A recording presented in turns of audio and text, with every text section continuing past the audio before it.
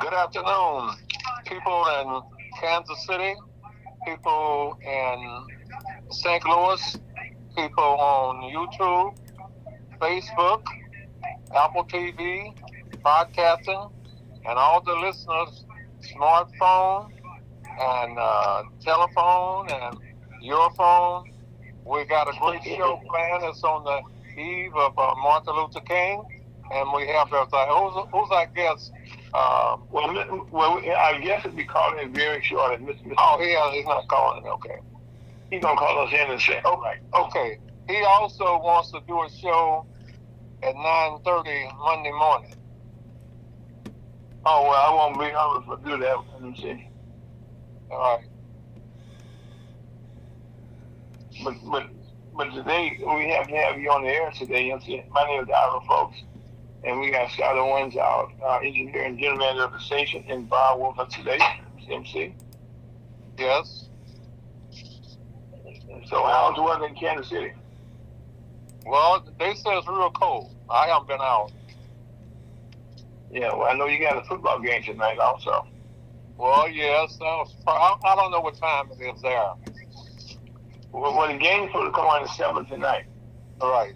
I don't know what time it is now. Oh, it's 5 o'clock now. Oh, okay. Oh, the game come on at 7? Yeah, come on at 7 o'clock tonight, yes. Okay, well, all right. When this be over 6, then you got a hour to go, right? Yes, sir. I wish you had. I don't have it, but if you could reach Gina to get the direct line to the room. I think she's home now. So, MC, Scott, let's take a small break. Taking a small break. Stand by. 5, 4, 3, 2.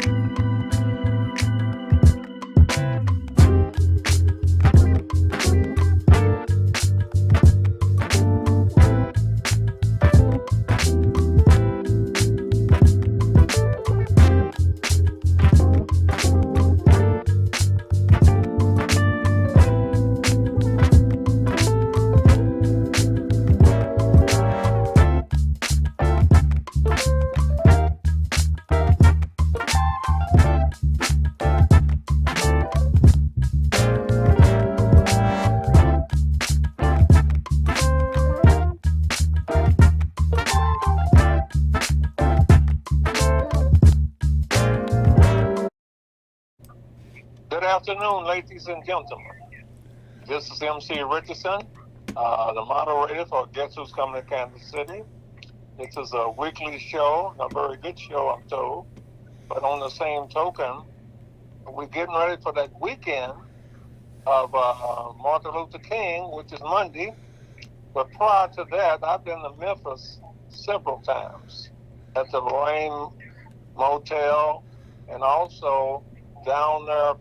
It used to be a radio producing studio across from the park that was down the street from B.B. King. But I didn't see no black faces in B.B. King in charge. And right. And so in the park, they were singing songs, and this one guy had a CD said that I'm not gonna pick cotton no more. And the people just wanted to get his CD. And that was it was a beautiful day too. Mm-hmm. I know I've been in Memphis. You know, right now you go down on Beale Street. You know, you got a lot of places in Memphis that and I know that they got this little place down there where they have outdoor concerts. You know, once a year they have this big festival in the fall time. And man, let me tell you, MC, it was just acting like crazy when I was down there. Well, so was that in that park or right down the street, Beale Street? Yeah, well, I don't know if it's in the park, but this is where they have all the concerts was at. They had a concert going on. Then they had like I guess it was like barbecue. It was a festival going on that they had in the fall. Well, when you say barbecue in Memphis, yeah, I know. Barbecue bologna. Yes, that's their specialty. Mhm. Mhm. Oh yeah, when you like I said, Memphis, you mentioned the word barbecue, MC. You're right. They got it all kind of ways. Right. Now, across from that park on Beale Street was the old studio. It's not open now, but I forget the name of that studio that they produced the records. I know you're talking about, yeah. Okay. But a lot of people, I went not only to on Beale Street, but I went down to Nashville, whereas the United Minority Media Association was associate with the Tennessee Association of Broadcasters, and we also brought together the Tennessee State University. They got 3 or 4 black universities there in Nashville, and so at that time we set up an ongoing working relationship. Mm-hmm. Yeah, I think you got Fisk University there also. Yeah. But then they boast about Vanderbilt and what have you. Mm-hmm. So it's but now it's so great. But now the Nashville, when I used to go, they called it the Music City. And so now they got the Texas Oilers. Now they are the Nashville or the Tennessee Tribute. Titans. They just played them. Titans. So they got the Tennessee Titans, okay? Yeah, and, right. And it's out of Nashville, but out of Memphis, okay? Where the King Museum is, they have so much. They built up that museum there. They're just, they should go to the Lorraine Hotel, and it's just a blessing to go in there, MC, to see, all the exhibits they have there. That dates back to that time, and to see, that how Memphis was that hotel. It has a whole lot of stories. Man, they got in the museum. They got a Greyhound bus up in there and all that good stuff. That you can go in, and the good for them. See, you go to the museum, they have these microphones you can put on your head, okay, and they'll tell you different events. They got the broadcasts of the different events. You can actually hear them with your headsets as you visit the museum and different exhibits and what have you. In that museum, it brought tears to your eyes just to go in there. Yes. And I think we paid a minimum of $5 to go in there. Went up on the second floor where Martin Luther King was killed, and looked over on the balcony there. Yeah. Yes. And also, we had stayed at that Lorraine motel before this happened on April the 4th in 1968. Mm-hmm. Yeah. So have a good experience of going down there, and the people from Kansas City had a good experience visiting Memphis. And then we played the Chiefs played them in football in the exhibition, and we won. We beat Cleveland, I think, by 3 points, but that was years ago. Mm-hmm. Well, your team is playing tonight also. They're playing the Miami Dolphins. The Chiefs are. Yes, they are. And hopefully they're on target and we'll win. Well, I think they will win. I'm a Chiefs fan, okay, and I know that the Dolphins coming from some 80-degree weather, and kickoff tonight will be like 1 or 2 degrees, and kickoff tonight during Kansas City, and that's going to be a very cold game. Well, think about when the Chiefs used to play the Green Bay Packers. Oh, yeah. Oh, man. Oh, yeah, man. I remember those. Oh, my God. They could have. MC. Yeah, that was a very. Hold on. Yeah, he comes out. Yes, hold on a second here.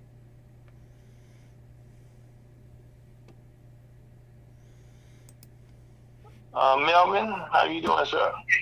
Yes, sir, Mr. Richardson. Okay, my name is Ira. Okay, but I got MC right here with you also. Okay, because I have to apologize. I totally forgot it this afternoon. I had so many different things on my plate this evening. That's okay. But we were just talking about the game this evening and the cold weather there. But we were talking about some games in the past. We MC remember that question you do too. When Kansas City used to play the Green Bay Packers in the real cold games up there in Green Bay. Oh yeah. Yeah, but it's gonna be pretty cold here for the Chiefs at 7 o'clock. Yeah, and so the prediction, what's the temperature predicted, Melvin? Say it again. I think they said 3 or 4.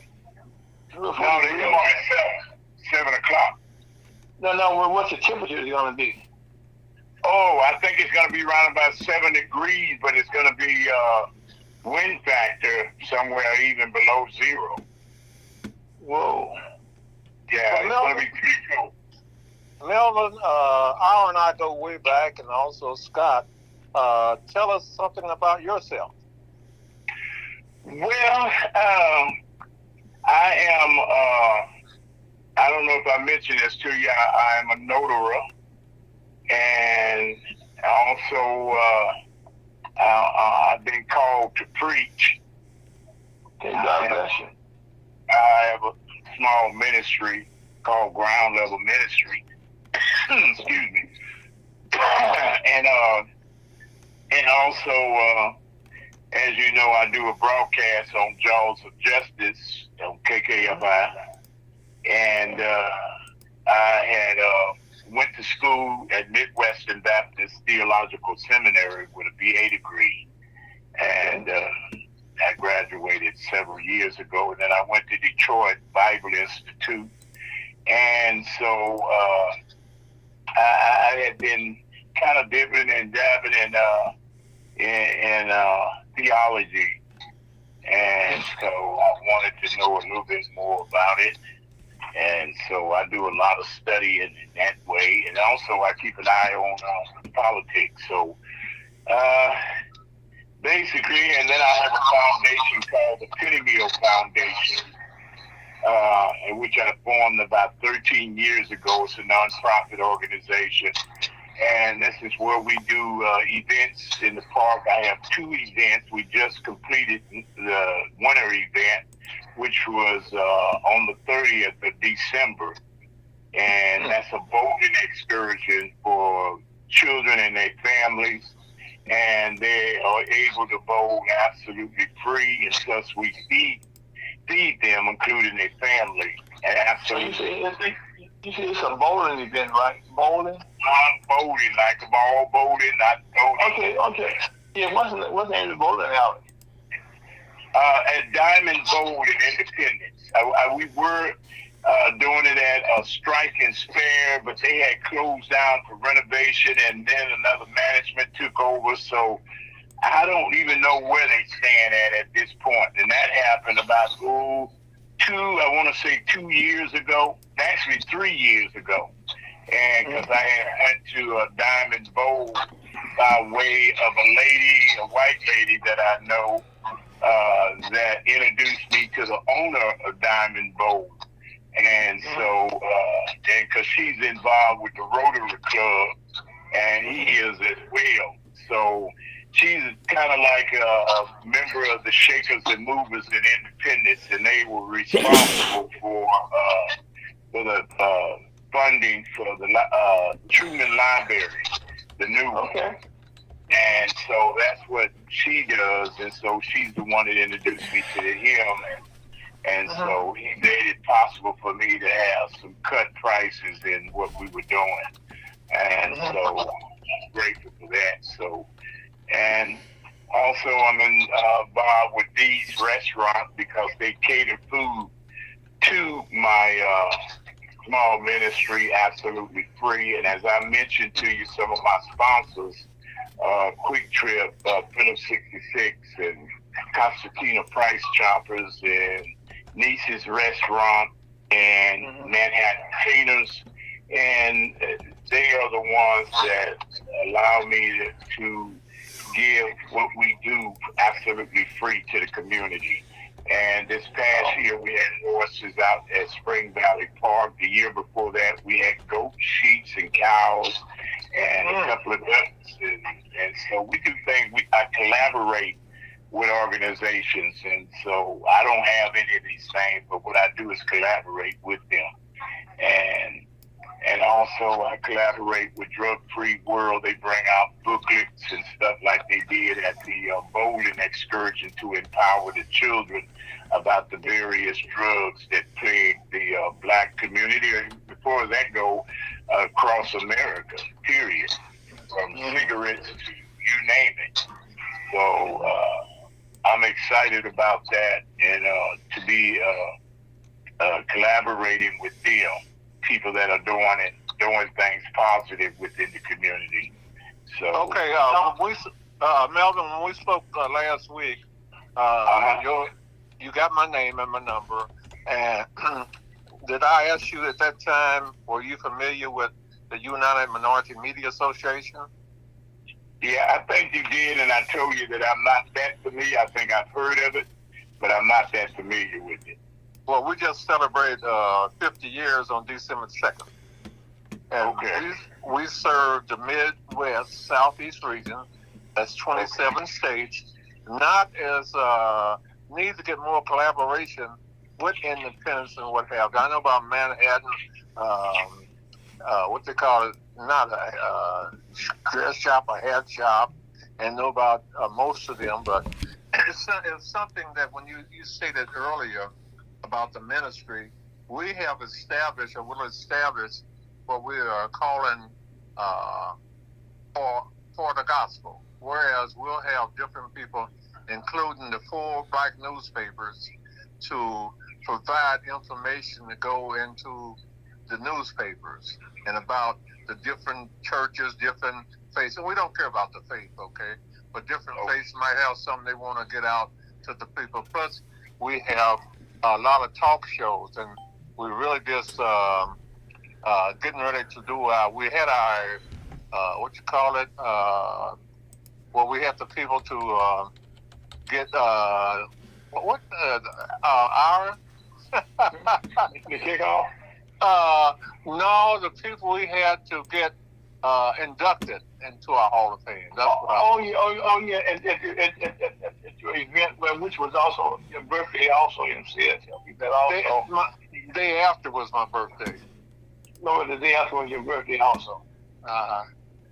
We celebrate our birthday every chance we get. So, Melvin, what we do, we right now, you know, I'm out here at I'm in the Veterans Hospital, One Day Extension Rehab Division, but we got a lot of things we need to do, and we also expanding and getting more people involved. Not the people who just want to talk, but the people who want to be involved. Mm-hmm. Involved with what you're talking about. Well, with the organization and what we do now, here is our mission to increase the participation of minority and multicultural people through upward mobility. That's advertising, that's journalism, that's broadcasting, that's marketing, that's public relations, that's even dealing with construction, and also with the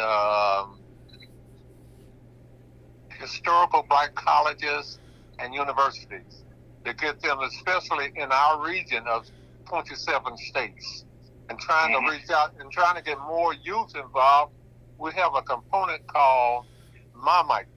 MyMic stands for Minority Youth Majoring in Community and Communication. Let me get that right. But we open to anybody who has and we're a membership organization, and we're located.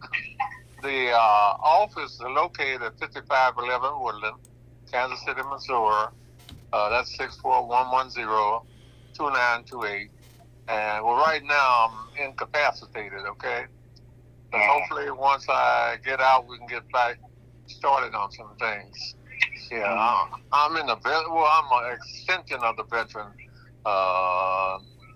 hospital. I don't like it at all, but they say it's best for me to stay in here till I can get better. And they're looking for going to what they call it, rehab.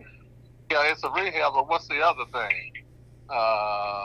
It's a part of rehab, but it's I can't think of the deals. You go like they want me to how to stretch your legs, how to do this, how you bend, and all. It's about 7 different components. But isn't that the same thing? What he's saying is rehab, you know, to learn how to do.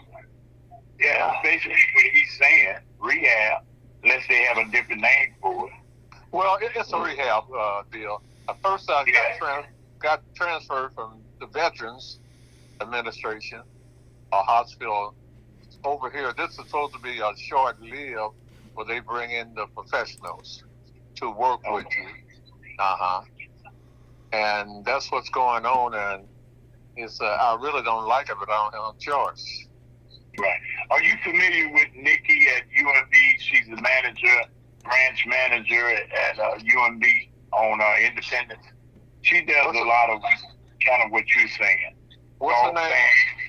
Nikki, Nikki, I don't know her last name, but she's involved with black golfers and fundraising and things like that. And so I was working with her in terms of sponsorship for Penny Meal Foundation, my foundation. So I was just wondering if you're familiar with her. Well, I'm familiar with UMB Bank. Well, yeah. Yeah. Okay. What were you gonna say, Aaron? I was gonna ask y'all okay? If you could tell us a little bit about Jaws of Justice, because that's one thing that I'd like to want to know more about. What that consists of. Oh, Jaws of Justice? Mm-hmm. Yeah, well, Jaws of Justice been on air for, I want to say somewhere like 10 years as part of KKFI. They have various broadcasts, and Jaws of Justice just happened to be one of them. That usually is aired on Monday morning. But what does you discuss on Jaws of Justice? Basically, across the board in terms of people that are in prison, wrongly in prison. We have advocates that come on and like I talked to, I think, Ricky Kidd, if you're familiar with Ricky Kidd, and when he was still yet in prison, and I interviewed Ricky Kidd. And so, but he's out now. He's doing a tremendous job. Yeah. So with things like that, not to get into Ricky Kidd, but just things like that, and other things pertaining to fairness within the community, bringing some light to it. Like my broadcast coming up Monday is talking about Martin Luther King, and not necessarily Martin Luther King, but what propelled him into the forefront, and the people that was instrumental, like the sanitation worker that just passed a couple of weeks ago at the age of 92. And people marched with Martin Luther King. And we're going to be talking about Lorraine Hotel, that's 450 Mulberry Street in Memphis, Tennessee, and other different ones like Templeton, the white man that was doing the painting of civil rights leaders, and his theme was "Lest We Forget." And so the theme of the sanitation workers was "I Am a Man," and because they were so degraded and as men, and they were called boys. And the last thing that he said that before they protested, he called them a boy, and he called back, "I am a man." And so they walked off the job, and because they got tired of being degraded, and not only as men but as a human. And they went. You know, I guess cutting in. You know, I remember when I first started Jaws of Justice over KKFI, where a lot of people, some have records and some didn't. They wanted some to even what was going on for justice.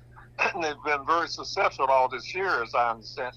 They normally come on the early part of the week, and I think, like you said, this person named Kidd, you can show some progress for people who really want to go straight and get involved. This is the perfect opportunity. Right. Exactly. So, yeah, but, you know, things like that is what, like you mentioned earlier during the week, we usually we come on at Mondays. We start the week off Monday morning, just before what's her name out of New York, I believe it is, that she speaks about injustice, and she's on there, and she's very instrumental in very powerful. Her name is slipping my mind. Well, let me ask you. Do you remember Bob? Do you remember Bob Law? Bob Long? Bob Law. I know. L-A-W? That's L-A-W. Bob Law. Yeah, I've heard of him. Yes, I remember Bob Long. Yeah. And? Well, I used to listen to it, been on the show. We recognized him years ago. There's not too many people because we've been around 50 plus years, so we kind of get around, but we should do a better job doing that. But what I was going to tell you that the number you call now, call the cell number. I know what you're saying, but you're on the cell phone via hour now, but you need to call. You got something to write it down? Yeah, I'm writing now. Go ahead. Okay. It was, of course, it's 816-694-2273. That's 694-2273. That is correct. Okay, 816 area code. Right. That's the number that I'm supposed to call? That's what? Is that, why did you give me that number? Because that's my cell number. That's how you can reach me Monday. Okay, I got you. I missed that part. Okay, I got it. Instead of this number here that I call you on. Well, this is our number you're calling on right now. Okay. That's that 314 number. Yeah, that's in St. Louis. Yeah. That's what it is. Mm-hmm. Okay. All right. So, but we want to set up an ongoing working relationship of all our groups. Ours over the Missouri Black Chamber Association. I'm over the Chamber of Commerce. Chamber of Commerce. And I'm over the United Minority Media Association. I'm the founder of it. And we try to work together with anybody who'd like to work with us. And we got a lot of information out there. We can get the people working together. Okay. Which is and also, Melvin, the Missouri Black Chamber of Commerce is an affiliate of the National Black Chamber of Commerce, and we are part of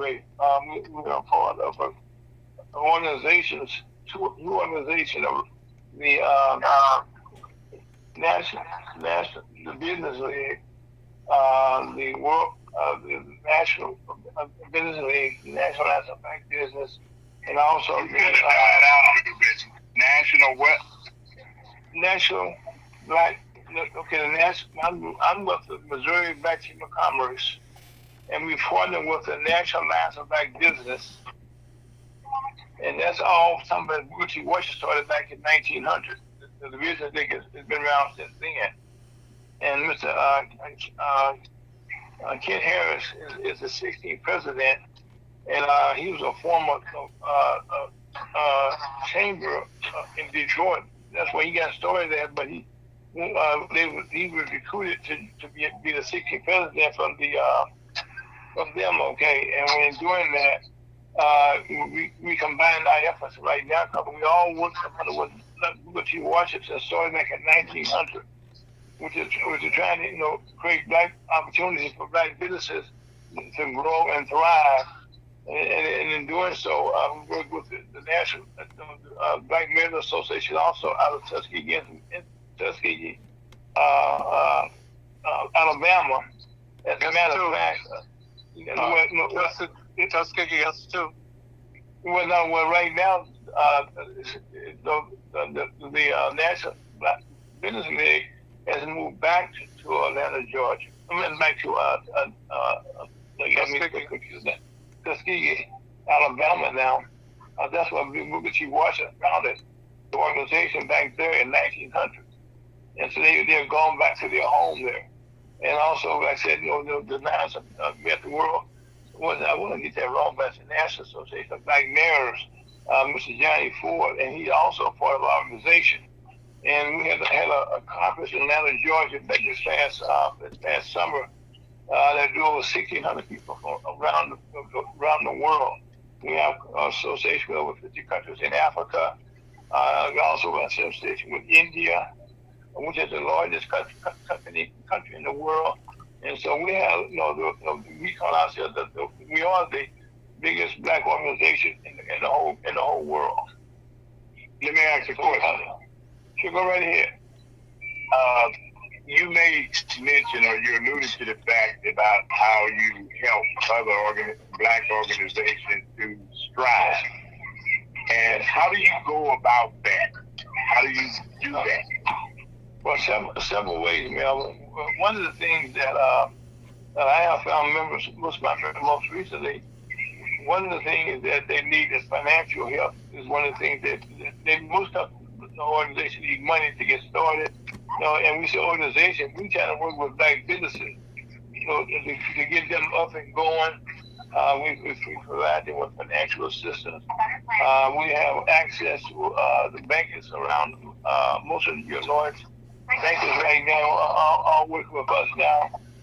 We are out in Atlanta, Georgia. Oh my God. We now have like I said, take what I do here in Missouri.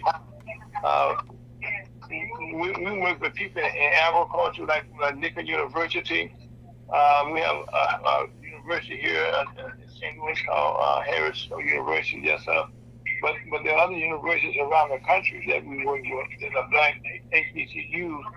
But one of the things that National Chamber of Commerce does is try to establish, help black businesses become successful.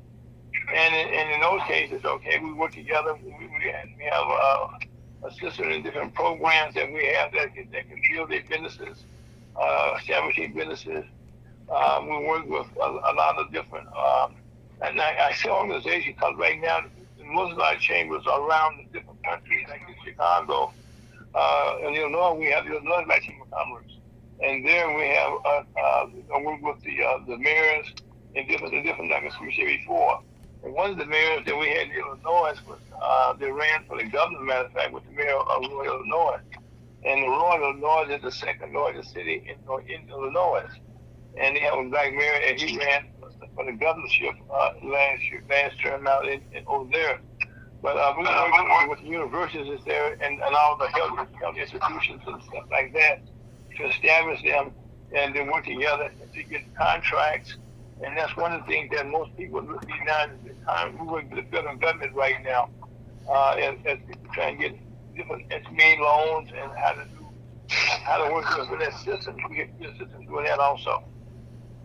How do you go, and I know I have two questions for you, especially when you mentioned about black chambers of commerce, and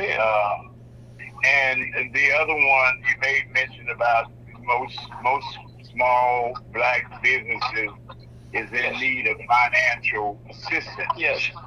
And there has to be some paperwork and ground level work in order to get them in that direction. How do you go about it as what you do to point these black businesses that need funding to the right directions and what to do when they don't know what to do? Well, that's what the Missouri Chamber of Commerce, what we do in that case, like let's say, for instance, hypothetically, you became a member, if you join our organization, and once you become part of the organization, we have our members that who are also will work to help you also. But we have. How do you join that? What do? You pay dues and stuff like that? Pay dues. Well, you don't pay dues. You pay annual membership once a year to the chamber. What is that membership amount? Well, right now it's $300 now a year that you pay, and then once you pay that, okay, we the chamber then allows you to work with all our chambers around the country, and they will and that would when we do, we kind of have collaboration and membership, and when you join, then they tell you okay to work with any chamber in the country. And the National Chamber of Commerce, it was, matter of fact, today when I'll see you a copy of our program we do every Saturday called Lunch with the National Chamber of Commerce, which is a program that, and we did our second one this year. We have Mr. Chuck DeVoe, who's our CEO of the National, he's one of our co-hosts of our program, and when he comes on our program. But in that, in our office in D.C., we have, if you go to the website, National Black Chamber of Commerce .org, you'll be able to see just some of all the different things that the chamber that entitles you to do with us, that we have assistance with. And it's, we were 30 years old. We just had an anniversary down in Atlanta last August. But I'm saying in that, okay, we have a lot of, like through the National Business Alliance, well, working with them, we have a relationship with most of a third of the Fortune 500 companies that we can have access to. And people that working with that, okay, we can leverage and find you contracts. And the thing now that people need contracts, and we can open the doors because in the federal government we are partnered with the Department of Commerce in several different areas right now where we can help you get a contract for your businesses, and also in working with the National Business League, national corporations like ones here in St. Louis, Emerson Corporation, and Anheuser-Busch, different corporations like that. They use black suppliers, suppliers, in their businesses, and so we help them. Yes, sir. Do you work with other chambers? Yes, like we all. No, just like I said, we have a network, work with the chambers all around the country in most major cities. Okay, and when you come member one chamber, you can come member all of our chambers. Which ones do you basically work with in terms of other chambers, ethnic chambers? Oh, well, Hispanic, like right now, like different cities will have different nationalities they work with, and here in St. Louis, okay, we work with not a lot of them here, okay, that because recently because after the pandemic, things have kind of changed a little bit. And so right now we kind of reestablish that. But here in St. Louis, we work with most of the black mayors here in St. Louis County. Matter of fact, this past Tuesday, I was invited to the county executive State of the Union address, and in that we have access. He needs the county, St. Louis County needs help right now in all the other apartments in trying to find contractors to do business with like in the housing apartments.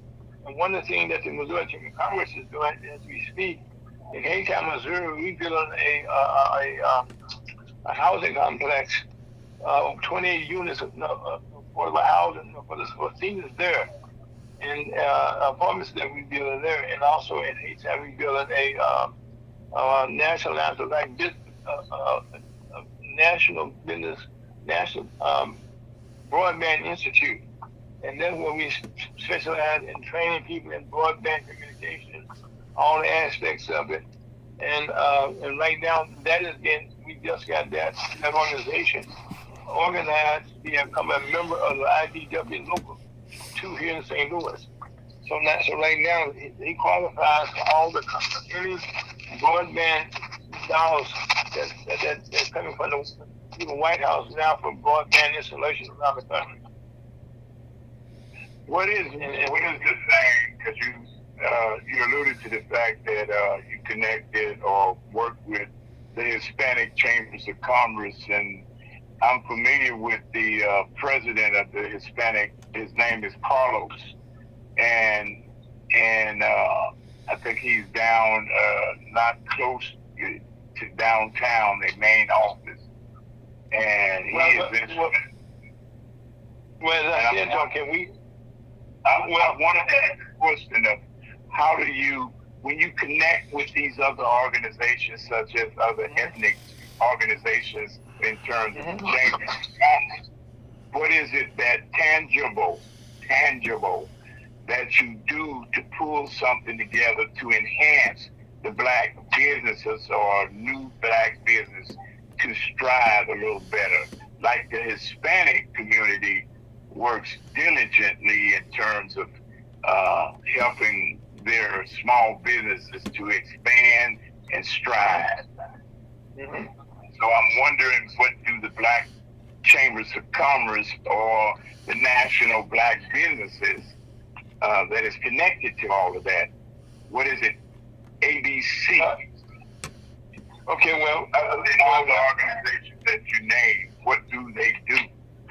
Well, each one has, see, okay, the way this works, okay, the Missouri Chamber of Commerce works with we have worked with the Hispanic chambers here in St. Louis prior to the pandemic, okay, and after that, down to place, we kind of backed away, and we're in the process now of reorganizing ourselves.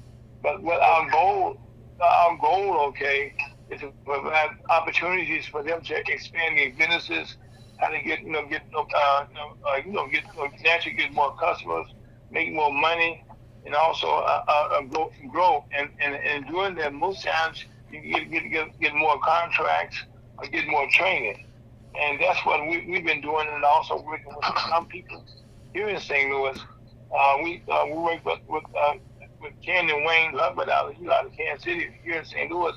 We had a fishing derby with them when we were able to do that in Ferguson, Missouri. And also the chamber in Kansas City, we worked with Toyota there. They have an event in Kansas City with Toyota that has about 15, 20 businesses where we were able to have a mentoring program there a couple of years ago before the pandemic. And also we were able to have bring in an awards program there called the Trailblazer Awards in Kansas City. So we had concentrated most of our efforts when we first got started in Kansas City. And also we brought Miss Black America to Kansas City also. And so since I'm St. Louis, I didn't start off here, but now we're focused now on St. Louis more than we had initially. And so that's why I said previously I had worked with the Hispanic Foundation, get them started years ago. And so now as we come back to St. Louis and sort of set ourselves here, that's how I haven't reached out to them yet, because we were just trying to, really right now, reestablish ourselves after the pandemic. Because a lot of our memberships lost their businesses, and we were able to save a lot of businesses, our members also. We were getting loans for them to get their piece. Okay, to relate to the Hispanic Chamber of Commerce, Carlos Steele, he used to commute from Topeka to Kansas City daily. And they took in the other Hispanic, the Native American, and you name it, and they down there off of 10th and Main. So they've been around quite a long time. And what they normally do politically, they normally get involved with whatever Republicans are in power to strengthen their group. Yeah, I know that the Hispanics, they give, because I remember one time I went to the Hispanic luncheon, and their speaker was, I forget his name, he's out of Kansas, a lawmaker, and I don't even know if he's in that position anymore, but they had invited him because, as he was saying, that politically, that's what they do in order to start getting funding from the government, and having key people through luncheons and stuff like that to come and speak. And I can't think it's something like what Dora that I was mentioning about, that is part of the what do you call it, I just named it too, the Rotary Club. The Rotary Club is a very powerful organization, and when they do Because I went there. I think it was last year where they was the year before that they was raising money to build the library for Truman, and they was auctioning off gifts. yeah, auctioning off stuff that it wasn't nothing, but they was asking for something like a pencil. I'm just using that as an example. Yeah, they had donations. People donated stuff. Yeah, they donated, but they would auction it off. And some of these people that they would auction off, for which you wouldn't even pay 10 cents for it, but they would auction it off as starting off as $1,000. And people would raise that little number up and say, "I'll take it for $1,000." You know, and vice. You know how auctions go, and they raised huge amounts of money. But they hold on. That was true, but basically they targeted audience or white folks with other Rotary clubs, and they come together. They meet more than the blacks in their organization. A lot of them are reorganizing, but they seem to work together for the common cause. And Hispanic went about, if you want to call them Hispanics, if you want to call them Mexican, they seem to work together. They seem